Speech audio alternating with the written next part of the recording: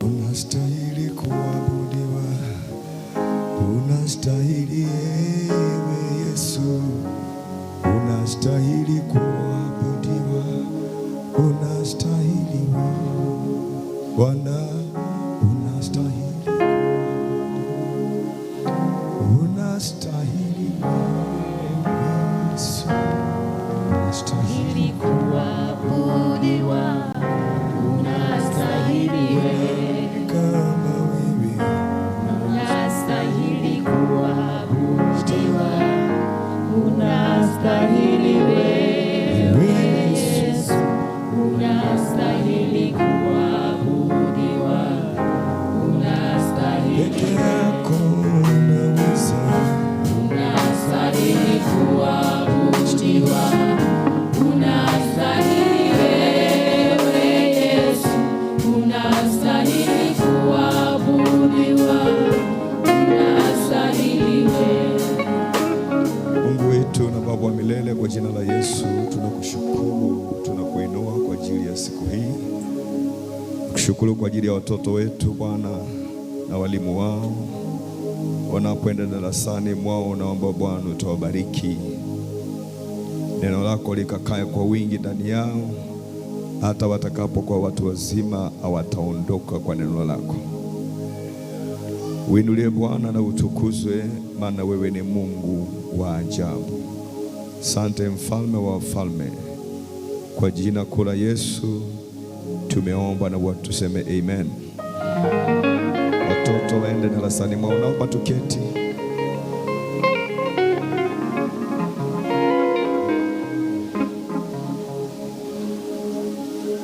Amen.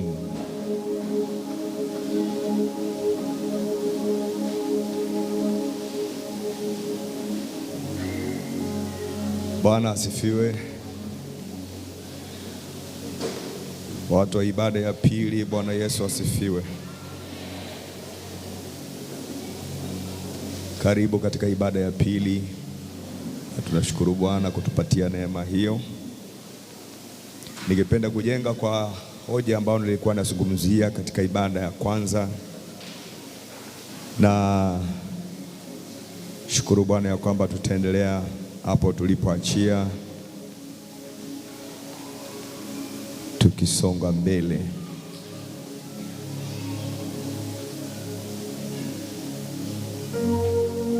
Tunaongelea habari ya watu ambao si kusudi la Mungu maishani mwako wataondoka. Sema amen. Watu ambao sio kusudi la Mungu katika maisha yako wataondoka.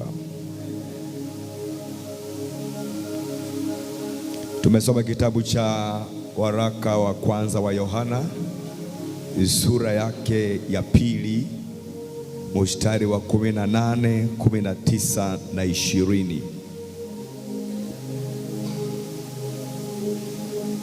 Amen. Watoto, ni wakati wa mwisho, na kama vile mlivyosikia kwamba mpinga Kristo yuaja, na hata sasa wapinga Kristo wengi wamekwisha kuwapo. Kwa sababu hiyo twajua ya kuwa ni wakati wa mwisho. Walitoka kwetu lakini hawakuwa wa kwetu, maana kama wangelikuwa wa kwetu wangelikaa pamoja nasi, lakini walitoka ili wafunuliwe kwamba si wote walio wa kwetu. Nanyi mmepakwa mafuta na yeye aliye mtakatifu, nanyi mnajua nyote. Amen. Asifiwe Yesu. Nataka niseme mchana wa leo ya kwamba sio kila kitu. Kuna maiki zingine ziko off, kama ndio zinapiki zizimwe zote. Sio kila kitu na sio kila mtu aliye karibu na wewe anakufaa. Tunaweza tukawe na marafiki, tunaweza tukawe na watu tunayewaamini, lakini pia ni vizuri kuchunguza ama kuangalia ni nani anayekufaa. Akufae kwa dhiki ndio rafiki. Amen. Watu wengi ni marafiki kwa nia tofauti. Watu wengi wanakaa pamoja na watu wakiwa na nia tofauti tofauti. Neno la Mungu linatuambia ya kwamba hawa ambao waliondoka miongoni mwa mitume, miongoni mwa watu wa imani ya Kikristo, hawakuwa pamoja nao. Swali ambalo ninauliza, inawezekanaje mtu awe kanisani, mtu awe mhuduma, mtu awe kiongozi, lakini kumbe hayuko katikati ya wale ambao anajiitanisha nao? Kuwa pamoja na watu haimaanishi mko kwenye imani moja. Kuwa pamoja na watu haimaanishi mnafanya mambo sawa sawa. Unaweza kuwa pamoja na watu lakini una nia tofauti, una mawazo kinyume cha wale watu wengine. So kutembea pamoja na mtu haimaanishi ya kwamba mnatembea kuelekea mwelekeo mmoja. Kuwa katika kanisa moja haimaanishi wale watu wote wameshika mwelekeo mmoja. Sema amen. Hawa ni manabii, lakini walikuwa wanafundisha injili potofu. Na wakati injili ya kweli ilipohubiriwa, hawakuweza kuvumilia kukaa katikati ya injili ya kweli, maana walikuwa si wa kweli. Mstari ule wa 19 ndio tunasisitiza sana. Mtu ambaye ana mambo ya kwake ya ujanja hawezi kukaa mahali ambapo atawekwa wazi. Sema amen. Bwana asifiwe sana. Na ndio maana unakuta injili inayohubiriwa leo ni injili ya utajiri, ni injili ya kujenga, ni injili ya magari, lakini injili ya kuonya watu na dhambi zao si sana. Haleluya. Ukianza kuhubiri injili ya kukemea na kuambia watu waache dhambi na watembee kama neno la Mungu lilivyo, watu wengine hata watatoroka church. Sema, huyo mchungaji kila siku ananihubiri mimi, kwani mimi tu ndio ninafanya dhambi? Kwani mimi tu ndio ninakunywa? Kwani mimi tu ndio? Kuna wengi wanafanya hivyo, mbona huku kila kitu ni hivyo? But there are people who like messages ya kuwatia moyo na kuweza kuwachochea, lakini hawapendi injili ya kweli itakayowaweka huru. Nasikia hata vile mmenyamaza. Ningekuwa nakwambia utaendesha gari, ungesikia amen. Lakini kwa sababu hii ni injili ngumu na ndio watu hawapendi, hata kusema amina si rahisi.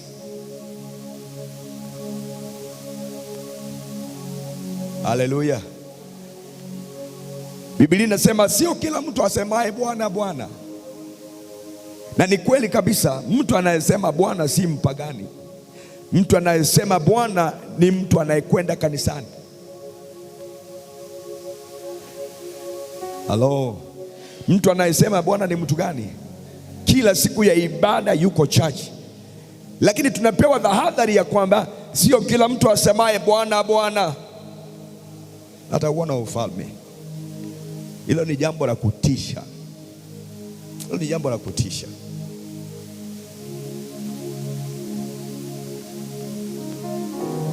Safari ya wokovu ni safari ya kujikana. Safari ya wokovu ni safari ya kujikana. Amen. Kuna watu lazima utaachana na wao. Kuna tabia lazima utaacha. Kuna mawazo lazima utaacha. Safari ya wokovu ni safari ya kujikana. Yesu akasema lazima ujikane na ujitwike msalaba wako kila siku na unifuate. Asifiwe Yesu. Safari ya wokovu sio safari ya kujichanganya. Safari ya wokovu ni safari ya mtu kufanya maamuzi ya kutembea na Mungu, hata kama atatembea peke yake, lakini atembee na Mungu.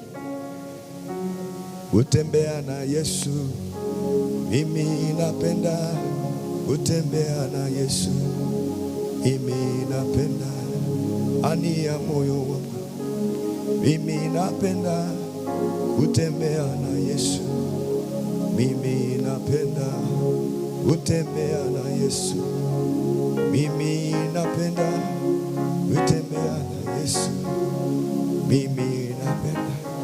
Mtu anapoamua kutembea na Yesu wa ukweli, kuna watu wataondoka maishani mwake. Nirudie tena, mtu anapoamua kutembea na Yesu wa ukweli, kuna watu hatatembea nao. Amen. Yesu wa kweli ni moto wa Mungu.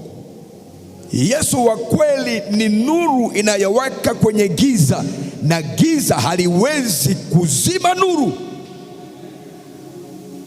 iliyo ndani ya mtu. Ukimwona mtu amezimwa na alikuwa ameokoka na amemjua Mungu, ametembea na watu wasiomjua Mungu na wamemuingiza katika mambo yao, hakuwa na nuru ya kweli. Biblia inasema kwamba nuru yang'aa gizani na giza halitaiweza. Nirudie tena, aliye na nuru ya Mungu atang'aa mahali kuna giza na giza halitamweza. Nirudie, giza halimwezi mtu aliye na nuru. Nirudie tena, mtu aliye na Yesu hatazimwa na giza. One of the signs ya kukuonyesha ya kwamba unatembea na Mungu ni wakati marafiki uliokuwa nao wasiomcha Mungu kwa ukweli wanaanza kukuogopa. Hautawaambia waende, wataondoka peke yao. Let me tell you, watu wanajua wakati umesimama kwa Mungu miguu miwili. Even your friends will know. Amen. Hata wale watu mnafanya shughuli na hao watajua kama wewe ni mwokovu wa kweli. Nikasema asubuhi, shetani akitaka kumwangusha mtu anamtumia rafiki wake wa karibu. Amen. Watu wakitaka information yoyote kuhusu mtu hawaulizi adui yake, wanauliza ni nani rafiki yake wa karibu. Hata majambazi wakitaka kumvamia mtu wanatumia mtu wa karibu. Hakuna mwizi anakuja kwa boma ya mtu bila kujua unalala wapi, unakaa wapi, unafungaje mlango. Watajaribu kutafuta kupitia marafiki zako, huyo mtu anaingia nyumbani saa ngapi, milango zake zikoje, analala wapi. Nobody just comes to your house without knowing. Can I repeat again? Nobody comes to your house without knowing. Kitambo kile kulikuwa na watu walikuwa wanajifanya si wezi, lakini ndio walikuwa wanaiba na wanapea wezi wengine. Mwawahi kuta mtu ambaye amenyang'anya mtu ni jirani yake? Mtu amepigwa, alafu inasemekana aliyeleta wezi kumpiga ni jirani. Kwa hivyo ni mtu aliyekujua, ni mtu aliyekufahamu, ni mtu anajua kile unafanya. Ama mtu ambaye hata mlikuwa na yeye sokoni ukauza na akaona pesa uliyouza na akawaambia ya kwamba ameuza. Mbona wezi wakija kwa boma ya mtu hawafanyangi makosa? Wanakuambiaka tunataka 5,000,000. Unashangaa watu walijuaje uko na milioni ngapi? Because kuna mtu umemwamini sana na ukafikiri yeye ni vile unamwamini, lakini atakuuza. Sema amen. Katika maisha haya hautatembea na kila mtu. Ukitaka usonge mbele kimaisha, kibiashara, hata kihuduma, hautatembea na kila mtu.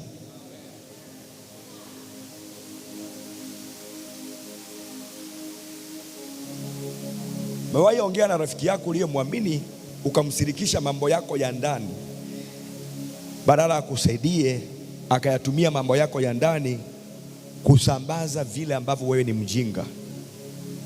Kama hujawahi pitia hiyo, jaribu siku moja umwambie mtu mambo yako ya ndani na unafikiri unamwamini. Ambia jirani yako, ukiokoka usikuwe mjinga, tumia akili. Mambo mengine si ya kueleza, mambo mengine ni ya kunyamaza nayo. Unajua watu waliookoka wanafikiri ni kumweleza kila mtu. There are things you don't say, there are things you shut your mouth. Because the people you think they are friends ndio watatumiwa na adui kukupiga. Nikasema asubuhi, hata kama ni rafiki ya mume wako usimwamini. Eti unamshirikisha mambo yako ya ndoa yako. Huyu rafiki ya mume wako ndiye ataenda kumwambia mke wako alikuwa ananiambia 1 2 3, kwani kuna ni?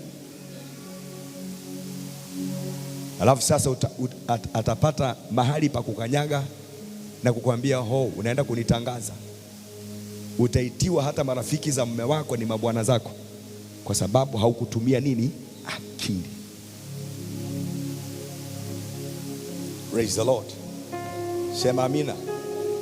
Uliza jirani yako, ni nani yule unamwamini sana? Ni nani yule unamwamini sana? Watu wengi wameumizwa na watu waliowaamini sana.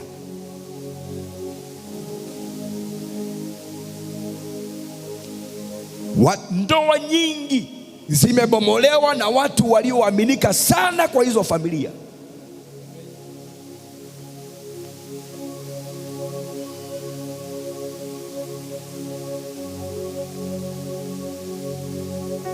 Kuna mtu atakuja maishani mwako kwa mwaka mmoja, miaka miwili, ukasoma ukaona huyu rafiki yangu si mwema, hanipeleki pazuri, unamwambia tufikie hapo. Sio kila mtu atakufikisha Kanani. Wengine watakufikisha jangwani na stori yako na wewe isha hapo. Musa aliongoza wana wa Israeli lakini hakuwafikisha nchi ya ahadi. Alifia jangwani. Yoshua akachukua nafasi ya kuongoza. There are people that you have stayed with them for too long.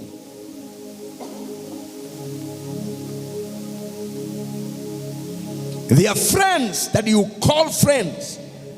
Umekaa nao miaka mingi, lakini hiyo miaka mingi ni ya mateso na kuvumilia.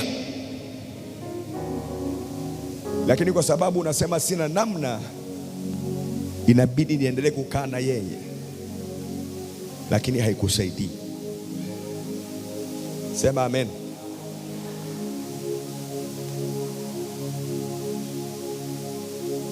Unaweza ukabadilisha marafiki hata ukanona. Unaweza ukabadilisha marafiki hata maisha yako ya kifedha yainuke.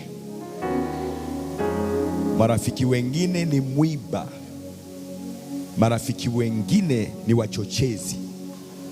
Marafiki wengine wanakutafutia ubaya hata mahali hakuna ubaya. Na hakuna kitu kibaya kumwamini mtu na yule ambao unamwamini ndiye anakuumiza.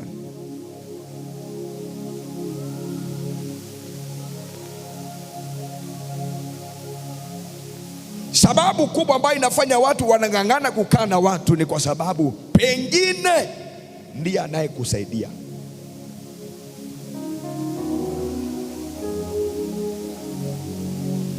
Watu wengi wamekuwa mateka ya watu ambao si wema kwa sababu ya misaada yao. Tukiachana na yeye misaada itakatika. Wacha ikatike. Asante kwa kunyamaza. Nasema kama wao ndio msaada, wacha ikatike. Usitembee na mtu kwa sababu ndiye msaada wako. Daudi akasema, nitainua macho yangu milimani, msaada wangu utatoka wapi? Msaada wangu utatoka kwa Mungu aliyeziumba mbingu na nchi. Sikiliza mtu wa Mungu, usitegemee mwanadamu. Msaada wako utoke kwa Mungu. Watu wengi wamefanya watu mateka kwa sababu bila wao hawawezi.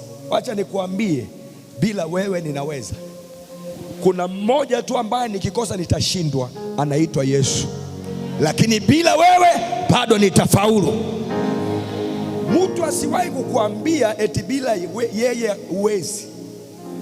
Ambia jirani yako, kabla ya wewe nilikuwepo. Mwambie, kabla kupatana na huyu jamaa ulikuwepo. Ulikuwa unakula, ulikuwa unavaa. Mbona mtu akutishe anakuambia unajua bila mimi hauwezi? It is a lie. It is a lie. Mtu asikuambia ya kwamba unaishi kwa sababu yake. Hakuna mtu ambaye ni pumzi yako. Tunaishi kwa sababu ya Mungu. Tunaishi kwa sababu ya Mungu. Na ndio unakuta hata mtu anakaa na mtu ambaye anamtesa eti kwa sababu hawezi kuondoka. Maana aliambiwa ukiondoka wewe kwisha. Mtu anakaa mpaka anauawa, anazikwa, kwa sababu aliambiwa hakuna kitu, kwenu ni maskini. Mama yako mimi ndio nilimjengea. Mkemwona kio wenyu ruonenkubalisha. I pray ya kwamba kama kuna mtu yoyote hapa ambaye mtu anakutishia kwa sababu wanalisha wazazi wako, Mungu akupatie pesa, akupatie uwezo. Mtu asikutishie wazazi wako kwa mateso anayokupea. Unajua sasa wazazi wangu yeye ndiye anawalisha watoto wetu wote, yeye ndiye anawasomesha. Amelaniwa mtu anayemtegemea mwanadamu, anayemfanya mwanadamu kuwa kinga yake. Msaada wako si mwanadamu, msaada wako ni Mungu. Msaada wako ni Mungu. Bwana asifiwe sana. Kuna watu utangangana kukana wao maishani mwako, lakini kumbe ndio vizuizi vyako. Kumbe ndio remote. Umewahi siri na mtu na hiyo siri ikatoka. Uliza jirani yako, kuna siri yako imewahi toka? Alafu mwambie siri zingine kufa nazo. Ambie jamaa, siri zingine kufa nazo. Hakuna mtu atakukataza kwenda mbinguni eti huku sema kiri kwa Yesu, wanadamu achana na wao. I'm telling you, kuna siri zingine zikisikika mambo yako yameisha.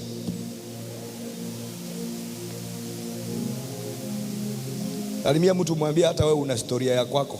Kila mtu ana story yake. Lakini akisikia ya kwako anakimbia nayo, lakini ako na story yake. Salimia mtu mwambie wewe una story, hauna story. Unapenda kukimbia na story za watu. Unapenda kukimbia na mambo ya watu. Sikia vile kumekuwa, sikia mzee fulani, sikia baba fulani, sikia kijana fulani. Kama huna watoto utakuwa nao, na kama huna mke siku moja utakuwa na yeye, na kama huna mume siku moja utakuwa na yeye. Salimia tu, mbona unanyamaza hivyo? Mwambie mbona unanyamaza hivyo? Ama wewe ndio unakimbia na stori za watu?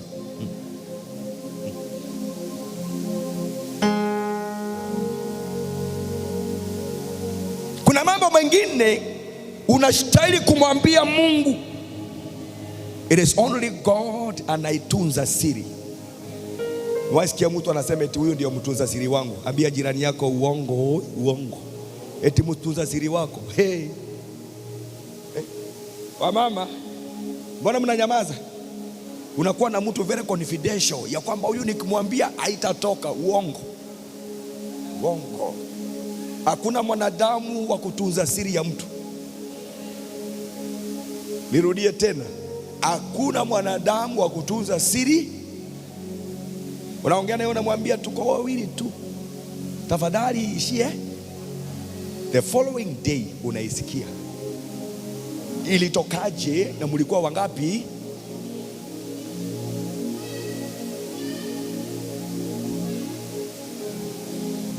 Hata mume wako huenda asitunze siri yako.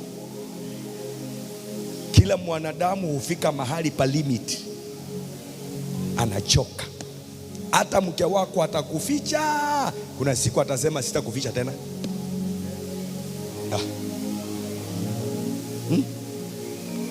Mama anaweza olewa na mwanamume mkorofi, anaulizwa na watu wa kwao, munakoje huko? tuko vizuri, hatuna shida. Lakini mzazi huwezi mdanganya. Mzazi akiona mtoto wake tu anajua kuna, alafu anakuuliza mwanangu mnaendeleaje? Tuko vizuri. Wewe uone nimenenepa? Mtu akinenepa anatangaza kwani? Lakini mzazi anajua something is wrong.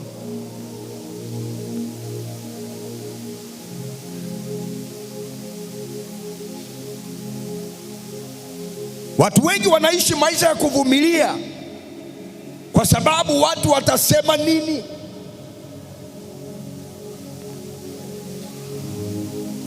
Nikifanya maamuzi haya watu watasemaje? Uliza jirani yako, kwani unaishi kwa ajili ya watu? Muulize huyo jamaa, unaishi kwa ajili ya watu? Hebu mwambie ishi maisha yako, mwambie ishi maisha yako. Kama hataki kuongea achana na yeye, huyu wa kuogopa watu. Mwambie ishi maisha yako. Live your life. Live your life. Mama yangu atasemaje? Baba yangu atasemaje? Mjumba atasemaje? Mtu mwingine hata anavumilia mpaka anawekwa kaburini, anauawa. Uliza jirani yako, ni gani rahisi, kuingia kaburi ama gani? Alafu waseme watasemaje?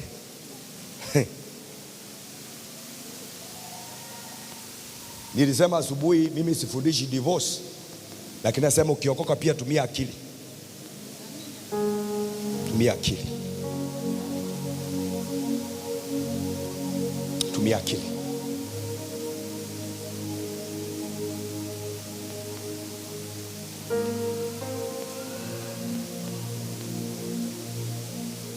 Kama yona mtu ametoka mahali watu wanasema kumbe alikuwa anateseka, si wewe.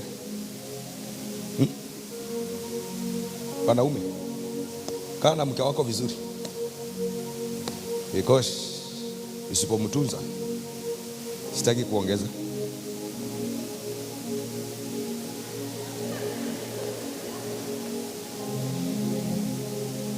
walitoka kwetu lakini hawakuwa wanini wa kwetu. Mtu ambaye ni mpango wa Mungu, wewe kuwa na yeye hawezi akaondoka. Lakini mtu ambaye si mpango wa Mungu, hata ufanye nini atafanya nini? Ataondoka. Na kuna watu lazima waondoke maishani mwako, utake usitake. Kama ni kusudi la Mungu mtengane na mtu, mtatengana tu.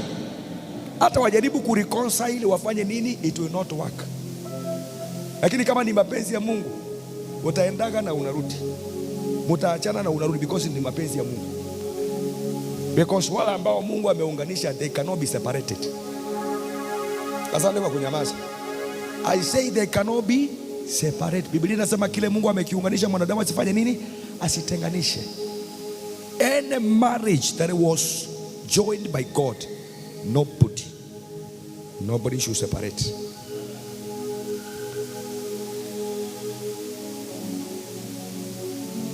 Bwana asifiwe sana. Haleluya. Kwa hivyo mtu akiondoka maishani mwako, pengine haikuwa mpango wa Mungu. Wakati Mungu anamkataa Sauli, Daudi akalia. Mungu akamwambia, unalilia nini? Shut up. Shut up.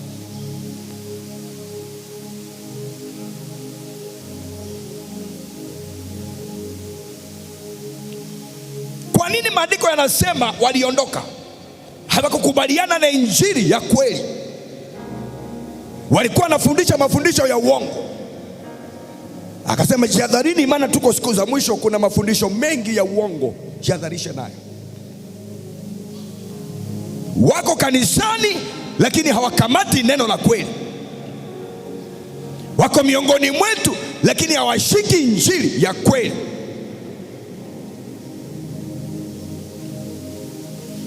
Mnaweza mkatembea na mtu, mkaishi naye, mkakule naye.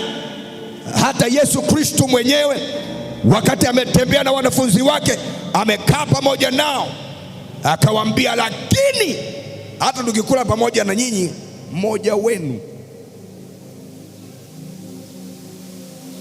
mmoja wenu. Nikasema ibada asubuhi imesemekana waliomuua huyo mbunge aliyekufa juzi ni driver wake na security person ndio walimuuza.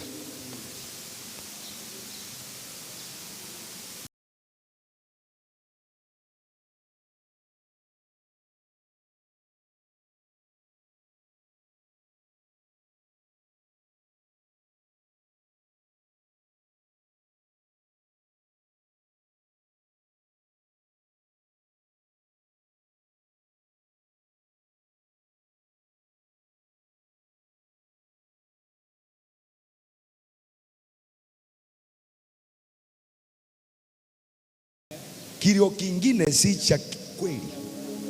Kilio kingine ni cha kufurahi. Kameenda kameenda kwenda kabisa. Unafikiri mtu anakupenda?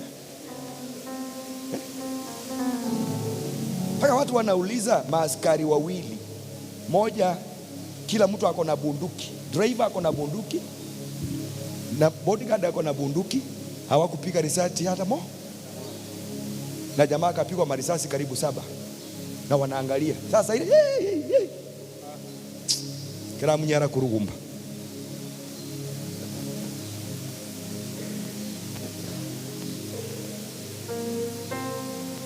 And that's why tukiokoka lazima tuelewe ni akina nani tunatembea na wao, akina nani tunawaleta karibu katika familia zetu.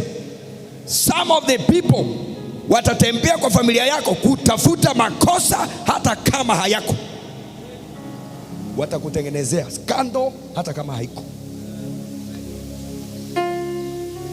Hata kazini watu watatafuta skando wakuwekee hata kama haiko. Ufutwe kazi, uonekane uliko na makosa. And that's why sometimes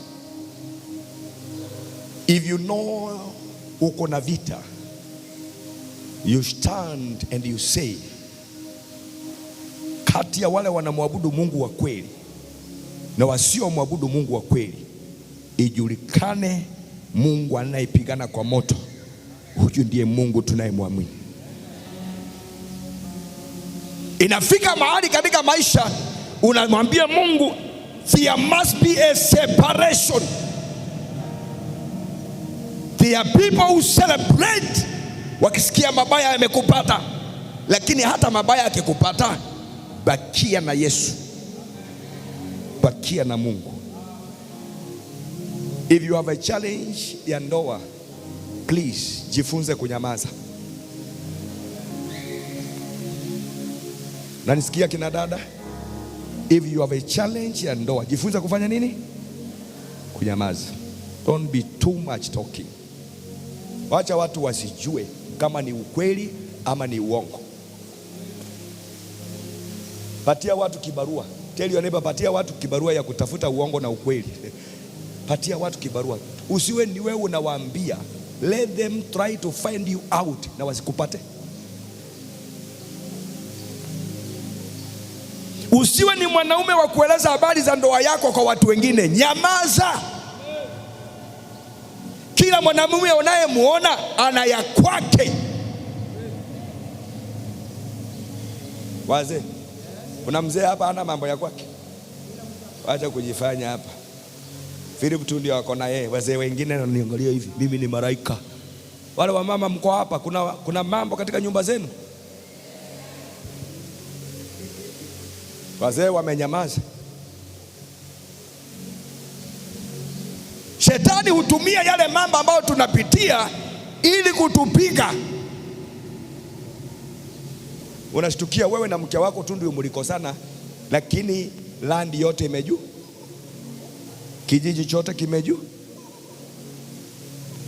Na shangai alitokaje haya?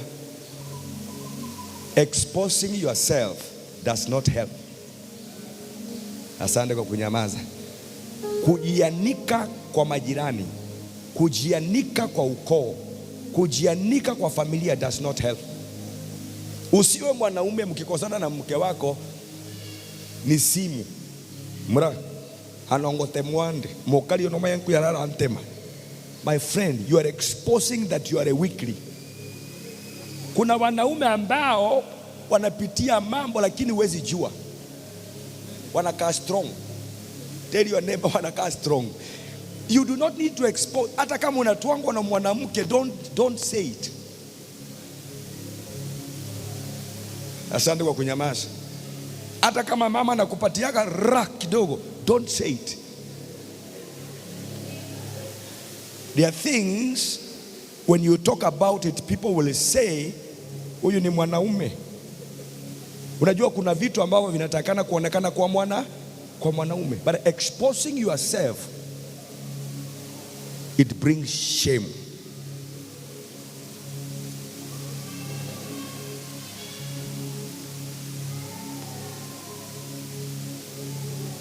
Na wengine unaamini sana your best couple wako eti ndiye alikusimamia harusi. Huyo ndiye atakutangaza sawa sawa. Eti kuna yule anisimamia harusi, wakuja waongee. Wakiongea mkiwashinda itatoka. I always say, yakiwa magumu piga magoti, mwambie Bwana. Sema amen. Yakiwa magumu fanya nini? Piga magoti, mwambie Mungu. Mwambie Mungu. Mtu yoyote asije akajisifu eti ndiye alikusaidia.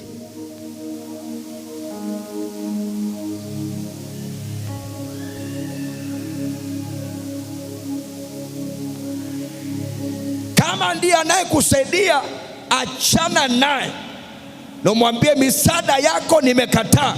Kama misaada yako ni kuharibu ndoa yangu, kama misaada yako ni kunitoa kwa Mungu, kama misaada yako ni kunionyesha mimi sina uwezo, achana nayo. Nitamtegemea Mungu na Mungu atasimama kwa upande wangu.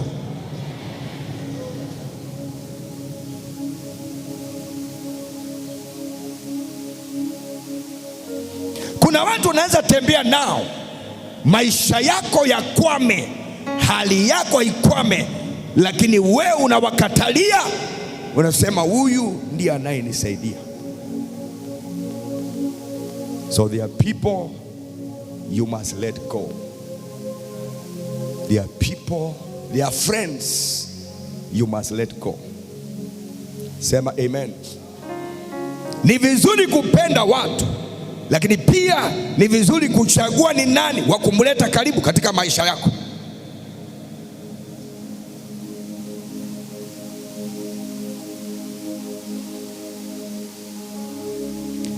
Kuna vitu huondoka kwa maisha ya mtu na mtu analalamika, lakini Mungu anavitumia ili kukuinua hatua nyingine.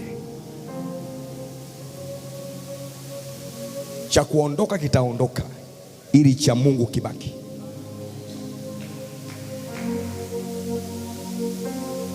Unaweza kuwa unang'ang'ana hata na biashara fulani, unapiga inakataa. Sio kila kitu kinachokwama ni wanadamu. Ukiwa mtu kiroho, elewa mambo mengine inaweza kuwa ni Mungu anakataa, lakini wewe ni mwanadamu unasema ni hapa, ni hapa. Unajaribu inakwama.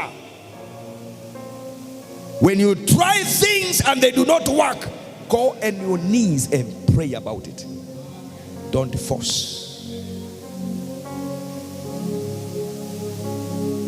Wakati mwingine unajaribu mambo na unasikia sauti inakwambia achana na huyu mtu, lakini kwa sababu hatukisikiangi sauti ya Mungu tunabambana. Alafu kikiumana unasema na nilisikia sauti inaniambia wachana na huyu mtu.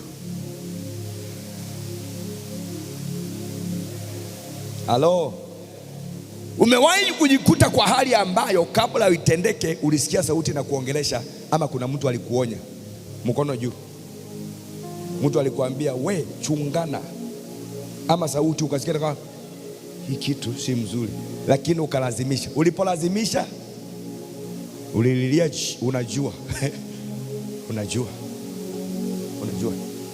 Every time when you do something and you hear a voice telling you stop it, please pray. Every time unapojaribu kufanya kitu na unasikia sauti inakwambia usifanye, usilazimishe.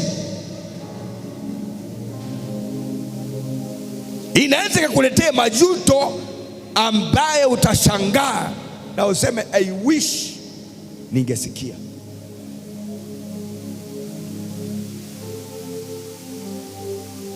Kuna marafiki ambao unadhani ndio, lakini sioni. Kuna mtu tu wa kawaida ambao unamuona hana pesa, hana uwezo, lakini anaweza akakusaidia kuliko yule unayedhani. Kama wanadamu tunapima watu kwa uwezo wao, kwa pesa zao, kwa mali zao, lakini Mungu haangalii kama mwanadamu.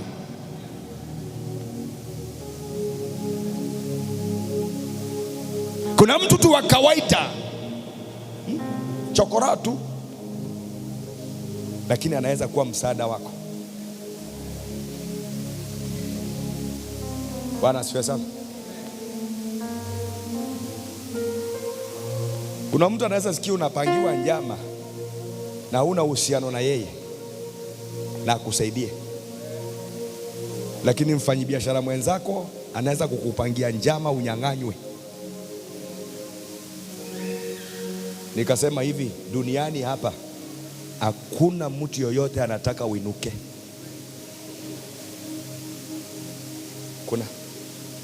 Kuna watu wamepangiwa na ndugu zao tumbo moja wakanyang'anywa mali. Kuna watu wamepangiwa na watu wa ukoo. Nikasema mtu peke yake ambaye unaweza kumwamini katika utafutaji ni mzazi wako, mama ama baba. Ni wachache wanaweza pinga watoto wao, lakini mama ama baba anamwombea mtoto wake, na akiona mtoto wake anafanikiwa ni furaha yake. Lakini ndugu yako hata kama ni tumbo moja, chungana.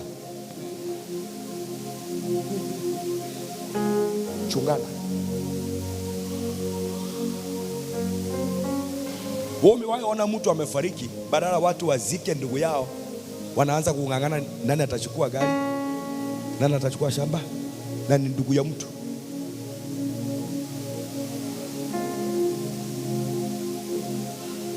Wafitini wengi wa ndoa si wazazi.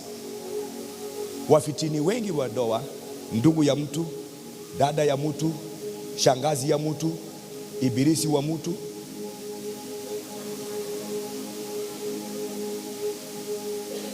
Wazazi they are very innocent. Hata wazazi wanashangaa. Some of the parents wanashangaa, mbona hao watoto wanakosania nini? Watoto hao ni wazuri. Lakini ndugu, shemeji, cousin, close relative, very close, very nearly close. The people you trust and say these are the people I put close to me.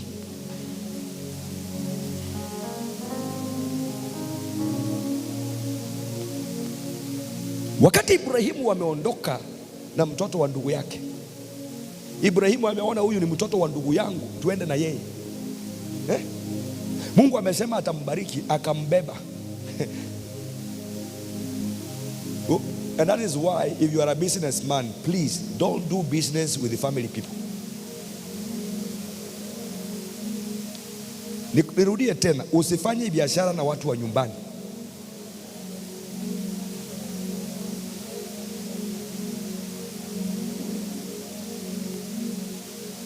Siku hautakuweko, ataambia mke wake, si mlikuwa mnaniona kwa hiyo biashara? Kwanza hiyo biashara ni yangu. Na watu hawaogopi. Watu hawaogopi. Mtu ataiba kabisa, anajua si mali yake, na anasema nguvu zangu ndio zilikuwa zinatumika hapa.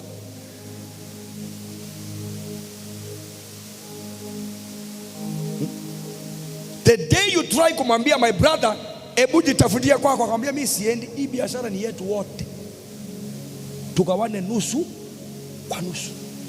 Na ndugu yako, ulimpenda mtoto wa mama yako ukampatia. Watu wangapi wameangushiwa biashara na watu wa ukoo? Hata mwingine akafungua biashara, akaambia mke wake kaa pembeni, akaleta my brother. Sema my brother. Angalia jina, kumwambia my brother. Mke nyumbani, mke mama ajui biashara, akae nyumbani aoshe nguo, afanye vitu zingine. My brother akaletwa, biashara ya my brother, akakula biashara ya my brother.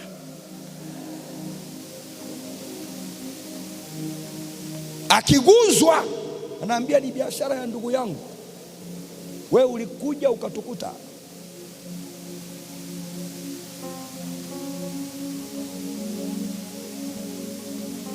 You know there are people you brought in your life and it became a mess. You know.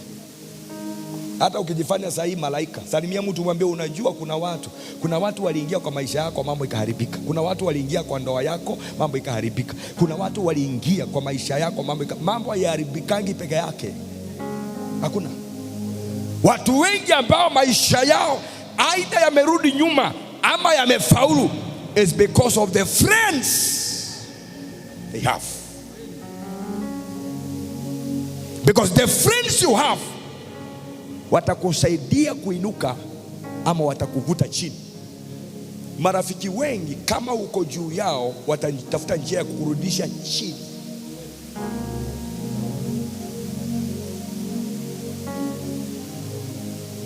Wewe kama ni mfanyabiashara, ngoja siku moja biashara yako iishe ndio utasikia. Ambia jirani yako ndio utajua ujui. Ndio utajua ujue wale watu watakao kuongea ni kina nani. Hata wale uliowasaidia, hata yule ambaye ana deni lako umeomba hawajakupea, ndiye atakuwa wa kwanza kurusha mawe.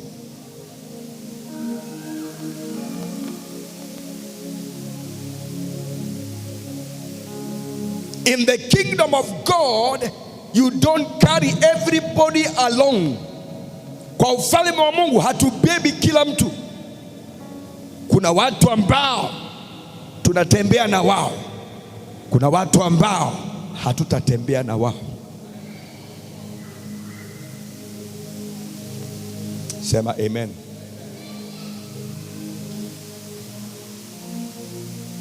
Watu wengi wameacha hata makusudi ya Mungu katika maisha yao kwa sababu ya marafiki waliotembea nao. Watu wengi wameacha kumtumikia Mungu kwa sababu ya marafiki wanaotembea nao. Kuta mtu alikuwa ni mwimbaji, alikuwa anatoa hata fungu la 10, alikuwa anaenda home church, ghafla tu anabadilika. Hakuna mtu anabadilika ghafla, kuna chachu. Salimia mtu mwambie kuna chachu.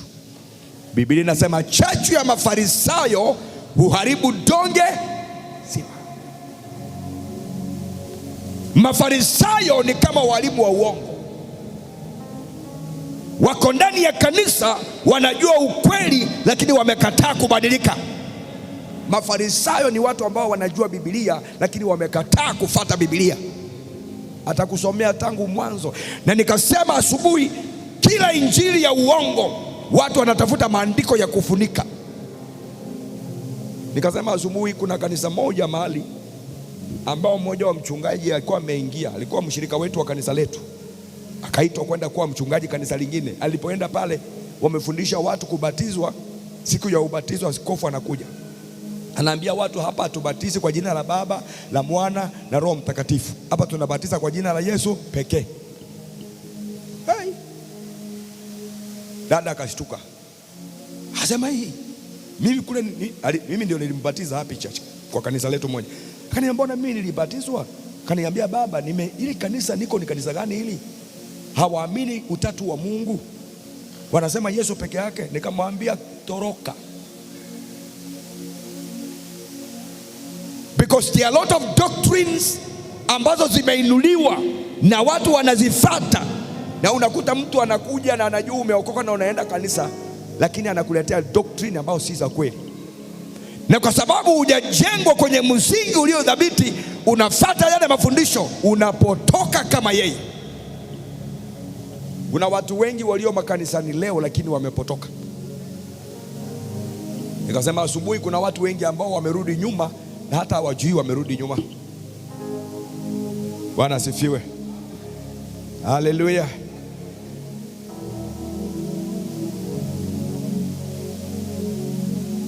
If we belong to God, nothing will separate us from God. If we belong to the kingdom of God, nothing will separate us from God. Kuna watu wameruhusu vitu vingi kuwatenga na Mungu, lakini mtu aliyemjua Mungu hata ruhusu mambo ya dunia kumtenga na Mungu. Mungu atakuwa namba moja katika maisha yake, vitu vingine vinakuwa namba mbili. Mtu aseme amen. Yesu ni mambo yote na nia yote, ukimupata yeye umepata vyote. Acha kusumbukia ya ulimwengu, tafuta Bwana Yesu upate vyote. Yesu ni mambo yote na nia yote, ukimupata yeye umepata vyote. Acha kusumbukia ya ulimwengu, tafuta Bwana Yesu upate vyote. Katika Timotheo, Paulo anasema ndugu yake Demas amemwacha kwa sababu ya vitu vya dunia. Kuna watu wengi wameacha injili ya kweli kwa sababu ya mali za dunia. Kuna watu wengi wamemwacha Yesu kwa sababu ya kutafuta vitu vya dunia. Kuna watu wengi wamekana injili kwa sababu ya mambo ya dunia. Lakini dunia na mambo yake yanapita, lakini neno la Mungu linabaki likiwa limesimama. Heri kung'ang'ania Yesu. Nasema heri kung'ang'ania Yesu. Nasema heri kung'ang'ania Yesu. Niseme tena heri kung'ang'ania Yesu.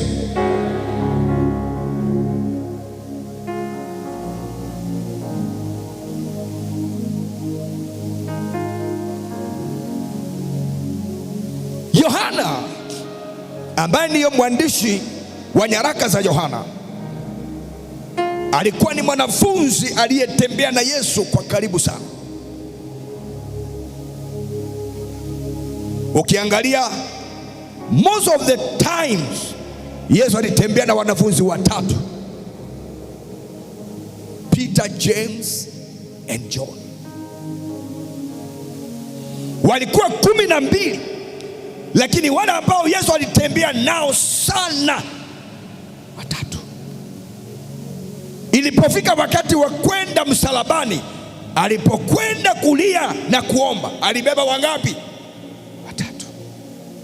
Hao 9 alijua hawawezi kukabiliana na hali ambayo alikuwa anaenda kukabiliana nayo. Kama Yesu mwana wa Mungu alifika mahali akachagua watu watatu akaacha wengine 9, it shows us there are places you cannot go with everybody. There are levels in life you cannot reach when you carry everybody. There are times unaambia watu wengine baki hapa. Wakati Mungu amenena na Ibrahimu akamwambia amtoe mtoto wake Isaka kama dhabihu,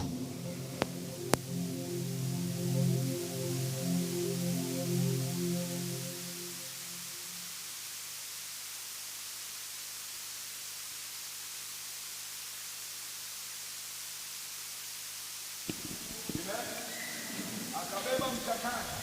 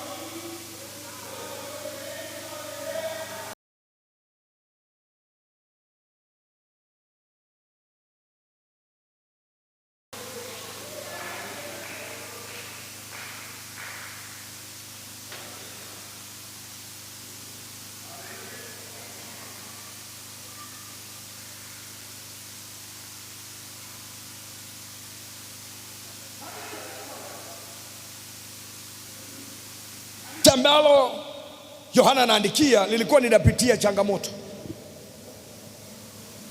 na changamoto kubwa ilikuwa ni false doctrine, mafundisho ya uongo,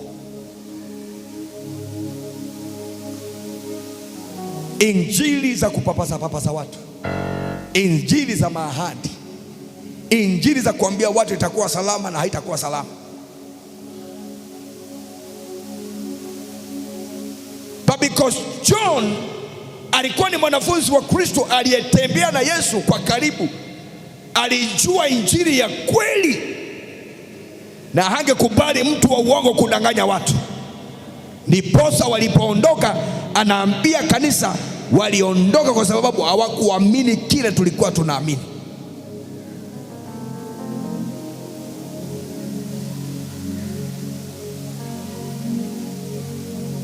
When God separates you from people, you are supposed to give thanks and not cry.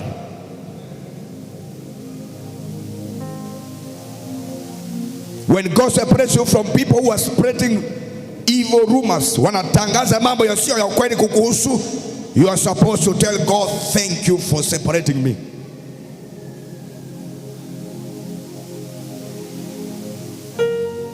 Wakristo ni watu ambao wanastahili kusimamia imani yao, yawe magumu yawe mazito, bado wanasema Yesu ni Bwana na Yesu ni Mwokozi wa maisha yangu. Sema amen. Mcha Mungu ni mtu ambaye anastahili kumwamini Mungu, yawe mazito yawe magumu, apitie changamoto, bado anasema Yesu ni Bwana. When you go through afflictions, remember the story of Job. Ayubu anapitia mateso, marafiki zake walimwambia nini? Umefanya dhambi. Marafiki zake waliomwambia mambo mazito ya kuumiza, marafiki zake. Wa pili, mke wake. But this guy alikuwa amejenga katika Mungu. Hakuna mtu yoyote angemtoa kwa Mungu. Vitu vilienda, watoto wakaenda, mali ikaenda, lakini akabaki na Mungu. Wacha vyote viende, lakini ubaki na Mungu. Nasema wacha vyote viende, lakini ubaki na Mungu. Maana ukibaki na Mungu atakuinua tena. Biblia inasema mwenye haki anaweza kuanguka mara 7, lakini bado atainuka.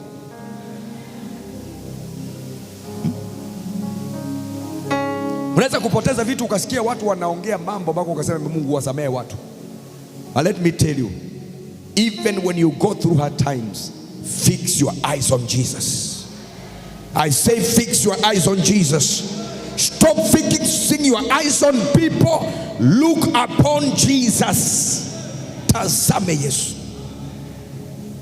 Tazama wishi sasa.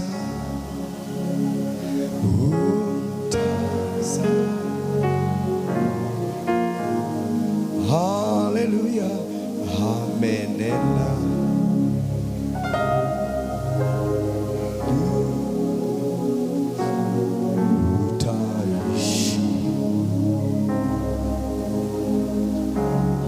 Tazama, tazama wishi sasa. Tazame.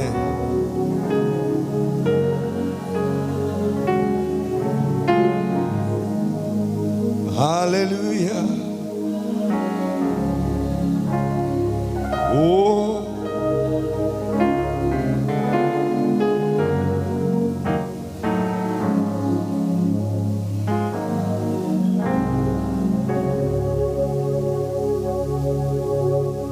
For God to lift you to another level, there must be a separation. There must be a separation. For God to lift you to another level, there must be a separation. And sometimes separation is not easy.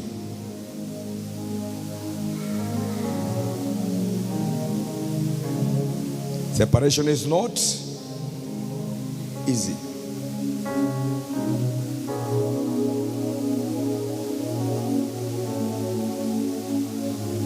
Unaweza kuwa unatembea na mtu hata watu wanauliza, na huyu anatembea na huyu namna gani?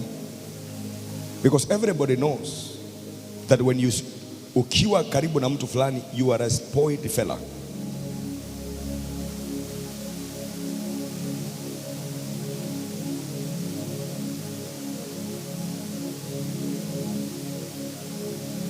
Mafundisho ya uongo hufanya watu kupotoka kutoka kwa imani ya kweli. Ukitembea na watu ambao wanafundisha mafundisho ya uongo, utapotoka kutoka kwa imani ya kweli. Tukasema katika ibada ya kwanza, one of the signs ya kwamba umerudi nyuma ni wakati haufanyi mambo ambayo ulikuwa unafanya awali. Wakati unapojikuta unafanya mambo kinyume na ulivyokuwa unafanya, umeanza kupenda mambo mengine ambayo sio yale ulikuwa unapenda. Ulikuwa unapenda maombi, umepunguza. Ulikuwa unapenda kumtolea Bwana, umepunguza. Ulikuwa unapenda katikati za wiki, umepunguza. Ulikuwa unapenda home church. Unaona, home church is a waste of time. Is a sign that you have backslidden.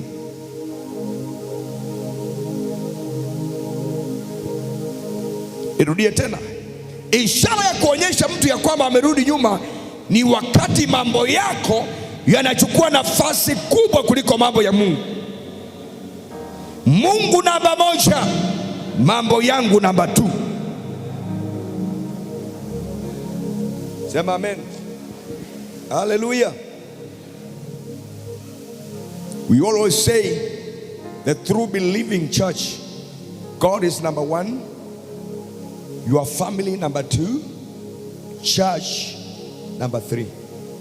Tell your neighbor, Mkristo wa ukweli, God is, families, church comes. Because hata ukijifanya mzuri kwa church na kwa familia yako wewe si mzuri, you're wasting your time.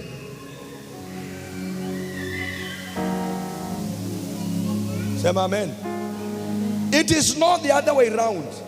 It is not the church and then a family and then God. It is God, family. Kila mtu aseme.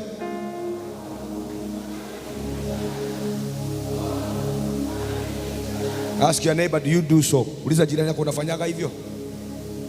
Fanyaga hivyo? Fanyaga hivyo?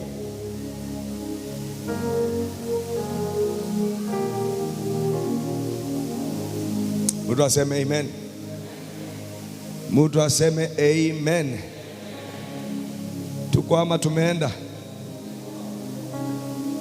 Tuko ama tumeenda?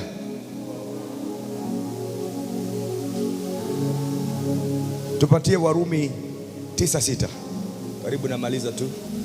Tuombe tumalize. Hili ni somo refu, siwezi hata kulimaliza.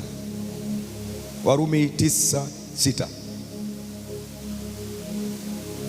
Not as though the word of God has taken not effect, but they are not all Israel which are of Israel. Si kana kwamba neno la Mungu halina nguvu, limetanguka, halina uwezo ama halifanyi kitu.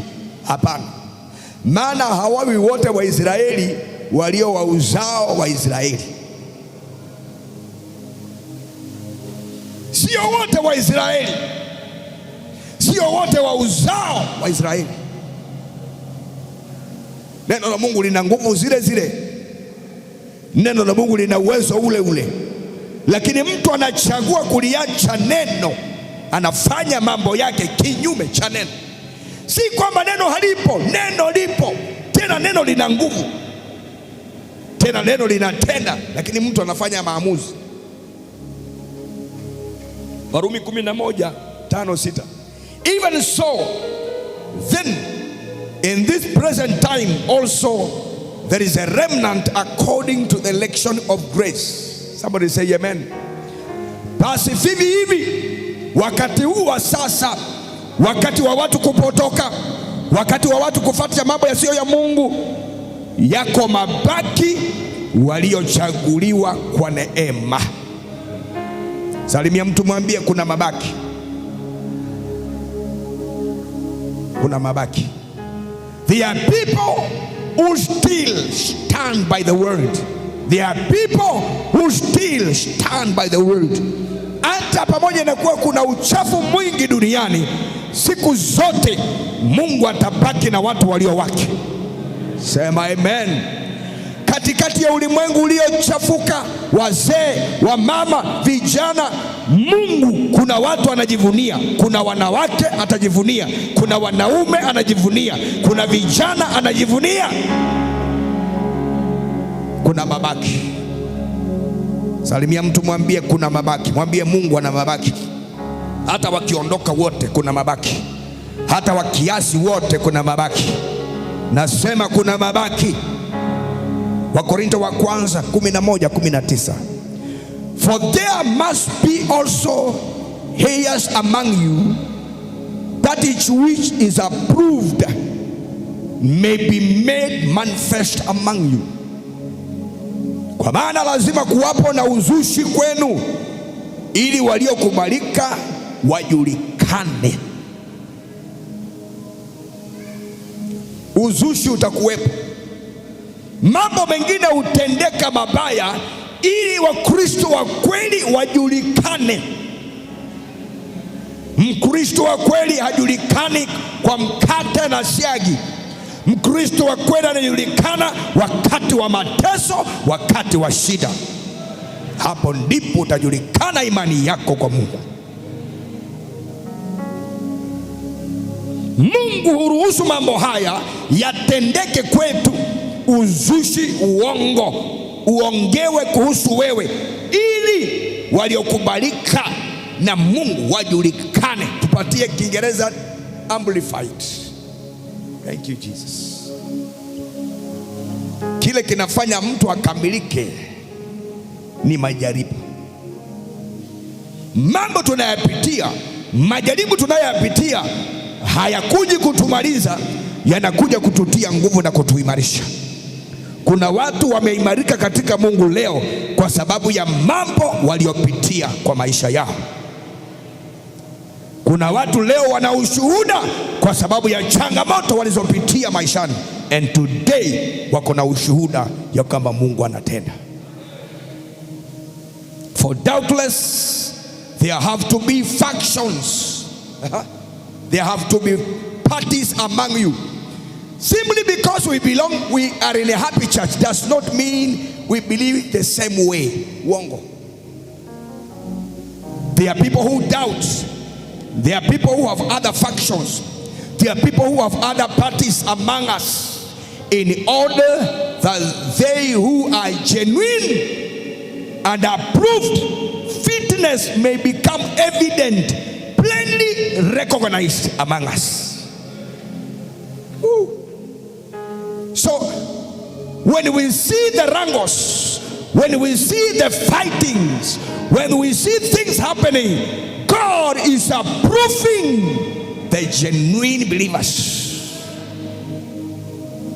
Majaribu hayatakuangamiza, bali yanakuandaa kuwa mtumishi wa Mungu aliyepitishwa katika moto na akatoka katika ushindi. Moto hautatuunguza, bali moto utatufanya kuwa imara katika Bwana. Niseme tena, moto unaopitia hautakuunguza, lakini utakufanya imara katika Bwana. Nasema nini? Kuna watu wanadhani ndio wanakusaidia. Mungu anasema achana na wao waende, Mungu awe msaada wako.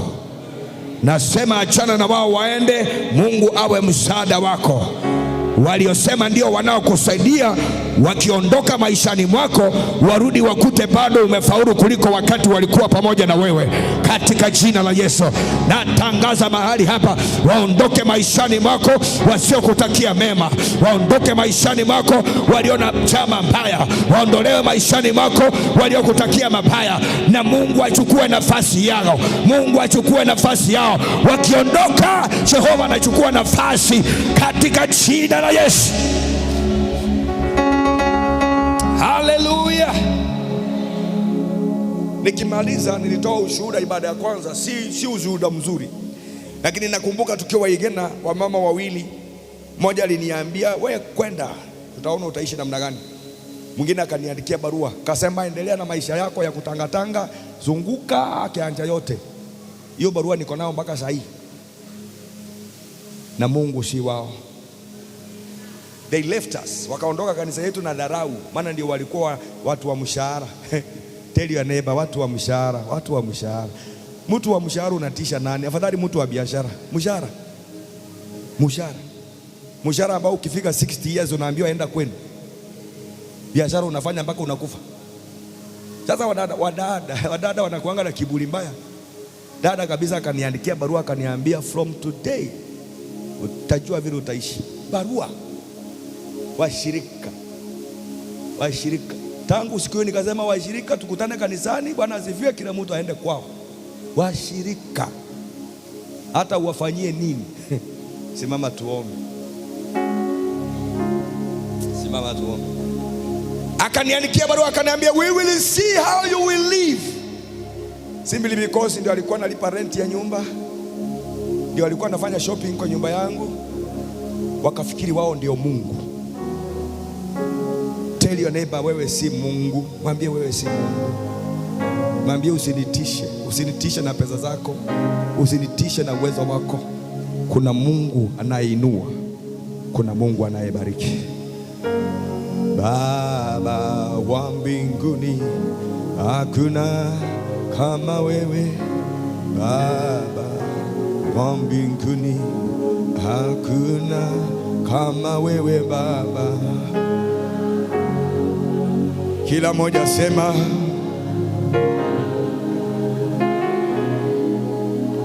Baba wa mbinguni, hakuna kama wewe. Baba wetu wa mbinguni, hakuna kama wewe. Mungu wangu wa mbinguni, hakuna kama wewe Baba. Baba wa mbinguni, hakuna kama wewe. Baba wa mbinguni, hakuna kama wewe.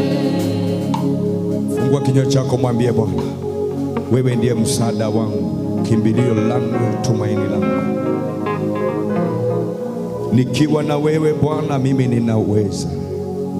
Nikiwa na wewe Bwana mimi nitaweza. Mwambie Bwana, nitenganisha na marafiki waongo, nitenganisha na marafiki wasio ya kweli.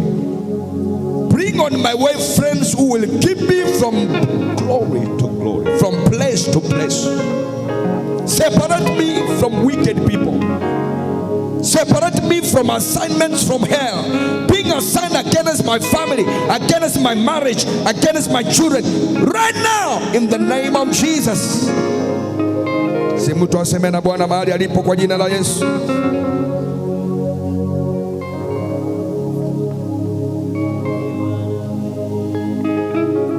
Mtu aseme na Bwana mahali alipo kwa jina la Yesu.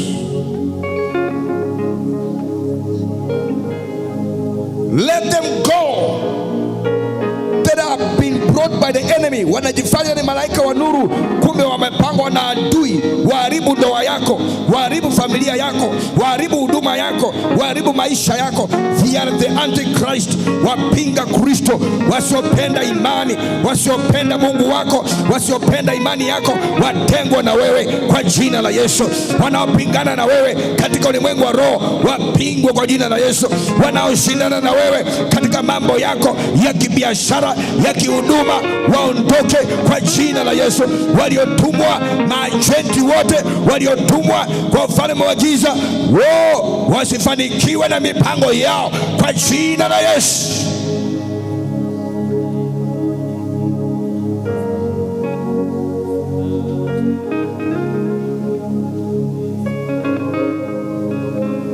Mambo ambayo umepitia, mengine si kutaka kwako, mengine ni watu uliowaleta karibu sana, wakakuchafulia ndoa, wakakuchafulia biashara, wakakuchafulia maisha. unajuta kwa nini nilikutana na huyo. Oh my God. Jesus. Mambo mengine ni watu ambao umewakatalia kwenye moyo wako, umekataa kuachilia. Walikukosea sana, umewashika moyoni. Waachilie leo, waachilie leo. Ndio wanazuia Mungu kutenda, ndio wanazuia Mungu kukuonekania. Forgive them and release them. There are people you need to forgive and let them go. It doesn't matter how they hurt you. Sio lazima wawe marafiki zako, lakini wasamehe bure. Waondoe ndani ya moyo wako. Let them go. Release them. Release them. Release them. Release them. They offended you. Release them. Walikupangia mabaya. Release them. Walikusema vibaya. Release them. My God. Release them. Kuna kitu ndani yako ambacho mtu alikufanyia na umekishikilia sana. Kiachilie leo. Kiachilie leo. Kiachilie leo. Kiachilie leo. Kuna mtu alikuumiza sana, ukimwona unasikia uchungu. Achilia leo. Achilia leo. Achilia leo. Msamehe na mwachie. Jesus.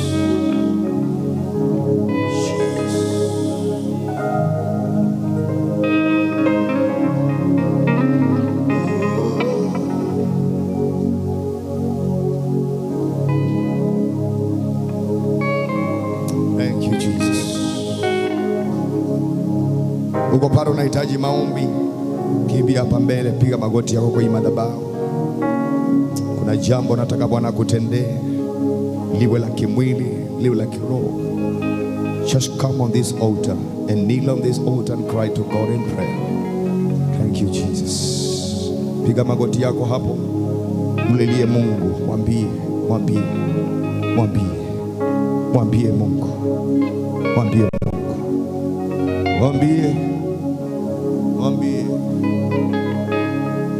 mwambie Yesu anaweza. Tuendelee kuomba wale tulio vizuri kule nyuma, wale tunahitaji maombi, tuje mbele kwa haraka. Thank you Jesus. Thank you Lord. Mwambie tu Bwana, mwambie tu Bwana, mwambie tu Bwana, mwambie Yesu. Tuendelee kuomba, tuendelee kuomba. Yupo Mungu anayejikia, yupo Mungu anayejibu, yupo Mungu anayetenda, yupo Mungu ambaye si mwanadamu. Come on and speak to God. Tell him, tell him, tell him he's your God. He's your God. He's your God. He's your God. He's your God. He's your God. Tuendelee kuomba wale wengine wote. Rabashara baba baba baba rikarabazia. Ramashakata. Let there be healing of the body, healing of the soul. Let there be the lifting of your spirit in the name of Jesus. Let the Lord touch you in every area of your life in the mighty name of Jesus. The hand of God is not short to heal, to save, and to deliver. In the name of Jesus, the Lord touch you now. Touch you now. Touch you now. Touch you now. Touch you now. Touch you now. Touch you now. Touch you now. Touch you now. Shara baba baba baba baba shakara baba ya. Shara baba ya ndala kushira mandele. Baba baba endelea kumwambia Bwana, endelea kumwambia Bwana, endelea kumwambia Bwana. Endelea kumwambia tu Mungu, endelea kumwambia tu Mungu, endelea kumwambia tu Mungu. Anasikia, anasikia, anasikia, anasikia na kujibu, anasikia na kujibu, anasikia na kujibu. Akujibu haja ya moyo wako. Unapoinuka hapa, inuka na majibu yako kwa jina la Yesu. Inuka na majibu yako, inuka na majibu yako, inuka na majibu yako. In the mighty name of Jesus, in the mighty name of Jesus, in the mighty name of Jesus. Lord, touch you at the point of your need, my Father, my God. In the name of Jesus, Lord, touch you. The Lord touch you. The Lord touch you. The Lord touch you in the mighty name of Jesus. Akutana na kilio cha moyo wako, akutana na maombi yako in the mighty name of Jesus. In the mighty name of Jesus. In the mighty name of Jesus. In the mighty name of Jesus. In the mighty name of Jesus. Receive the answers of your prayers. Receive the answers of your prayers. Receive the answers of your prayers. In the name of Jesus, pokea majibu ya maombi yako. Inuka kwa ushindi. Inuka kwa majibu yako. Katika jina la Yesu Kristo. Thank you, Lord. In Jesus' name. Pigia Bwana makofi mazuri. Pigia Bwana makofi mazuri. Pigia Bwana makofi mazuri.